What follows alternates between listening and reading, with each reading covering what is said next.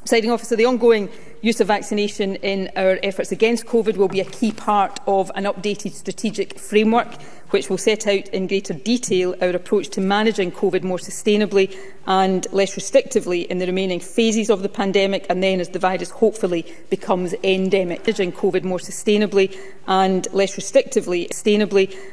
less restrictively, in our approach to managing COVID more sustainably and less restrictively in the remaining phases of the pandemic, and then as the virus hopefully becomes endemic.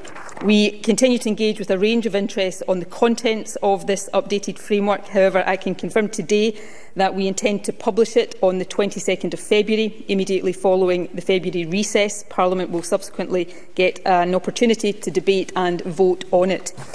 For the moment, however, I want to end today by reflecting again our increased optimism about the period ahead.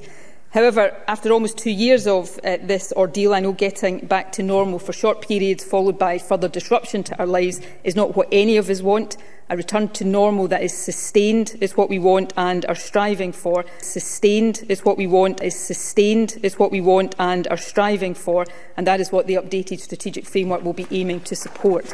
However, we can all help keep things on a more even keel now by taking all of the reasonably straightforward precautions that we continue to advise. So firstly, a reminder to please get fully vaccinated as soon as you can if you haven't already done so. Second, continue to take some care when socialising, and in particular take a lateral flow test before meeting other people socially. And finally, please take the other precautions that we know are making a difference. Talk to your employer about a return to hybrid working and follow the guidance and precautions they adopt to make workplaces safer. Wear face coverings on public transport and shops, and when moving about in hospitality, keep windows open if possible when meeting indoors, and follow all of the advice on hygiene. All of these measures will help us to protect each other while we return to more normal lives and keep all of us, I hope, on the right track. So please stick with them. Each other while we return to more normal lives, and will continue to take responsible steps to return the country to normal as far as possible. In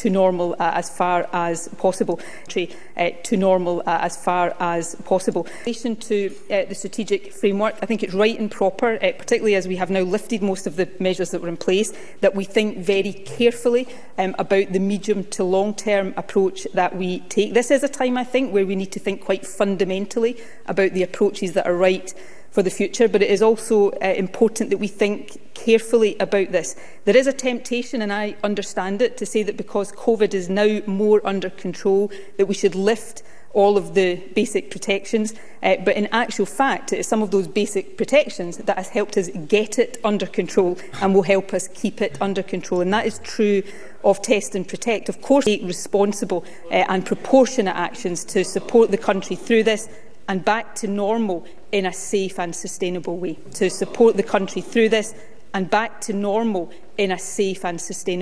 In a safe and sustainable way. We are in a transition back to normality. I hope it will be sustained and sustainable normality, but some people are more nervous about that than others. We are in a transition back to normality. I hope it will be sustained and sustainable.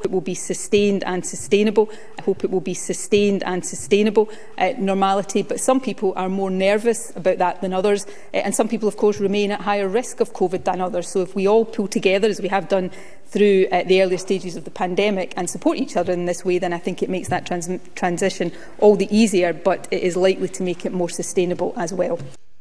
Well, look, so again, this is just a relatively short video to really touch upon patterns again that I'm starting to see emerge when it comes to the repetitive scripts, and scripts they really are. And I love this little screenshots that I caught here from one of our COVID briefings from several weeks ago. As you can see here, I've got another one. Admittedly slightly blurry, but it says presiding officer there, you know, in big bold writing. So the script writing goes as far as to even tell her how to start her own speech. Now, I'm under no illusion that she sat in her office typing that up. Civil servants or whomever these experts behind the scenes are. Maybe it's the dentist Jason Leach that's typing the shit up for her. Nonetheless, it's not fucking her. That said, when it comes to that, you take that into consideration, it then stands to reason that whomever is writing these scripts is writing them in a specific way. Every single word that's included within said speech, each and every time, included within said script each and every time, it's written in such a way that is deliberate and concise. And that's why when you start to notice the patterns that emerge within each and every single one of these speeches that she conducts every single fucking week to repeat the same thing as the week prior, stands to reason that there's a reason that certain things are repeated more than once. Stands to reason that there's a reason that she emphasises certain things above and over and above other things. Now, admittedly, as I did in the previous video that I made several days ago, when I kind of highlighted the fact that she keeps bringing up sustained or sustainable when she's talking about living with COVID or the recovery period, etc., living with COVID in a sustained manner, I could be clutching at straws there, but I do find it rather convenient, you could say, conveniently placed word to include within each and every single one of these speeches as of late, especially when we take into consideration the fact that the SNP, not just the SNP, but in this particular instance, the SNP are working in lockstep with the entirety of the Parliament, but nonetheless it's the SNP that take all the glory.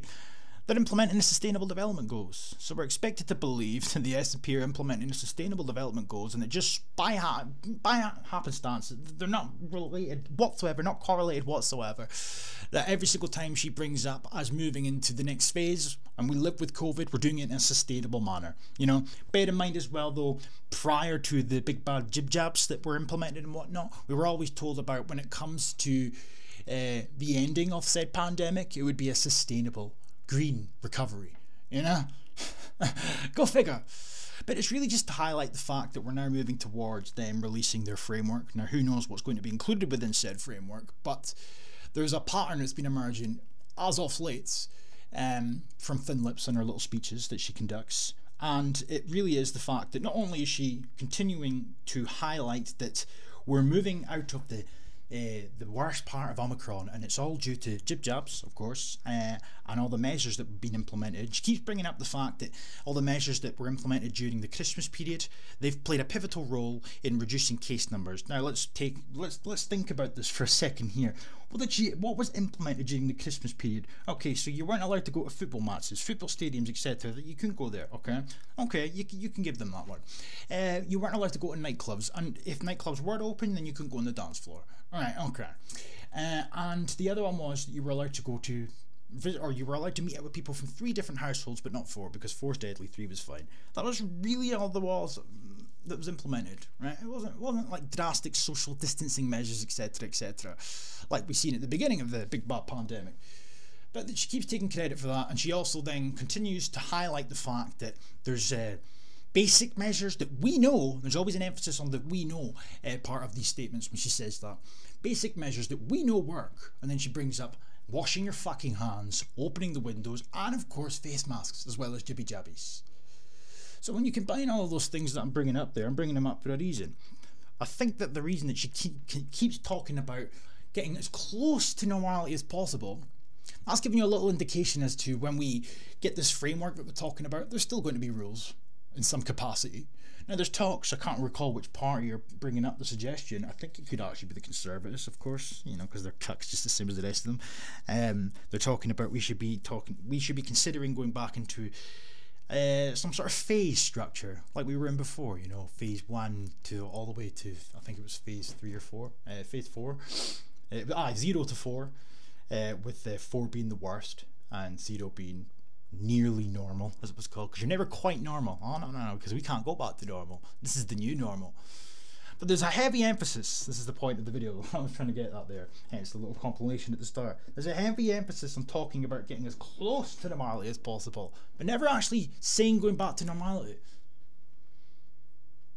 So you're kind of being told, prior to them unveiling this framework, which will show the sustainable path to sustainability, you're being told in advance that it'll be as close to normality as possible, but it won't be quite normal. It won't be complete normality.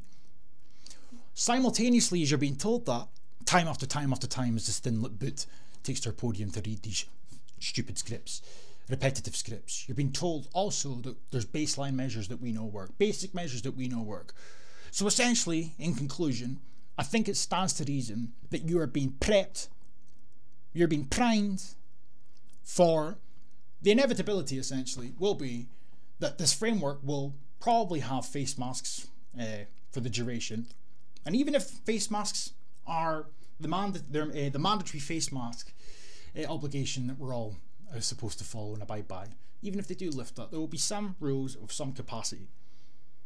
They've already extended their COVID powers, if I'm not mistaken, for the next 6 months, or that's in the pipeline, which will take us right to the next flu season. You know? Nearly normal. As close to normality as possible, but not quite normal. Why? Oh, because big bad COVID's still there. Yes, so it fucking is. Something to think about. You know? Patterns. I guess to conclude this video, everything she says for a reason. Make no mistake about it. It's all in the wording, folks.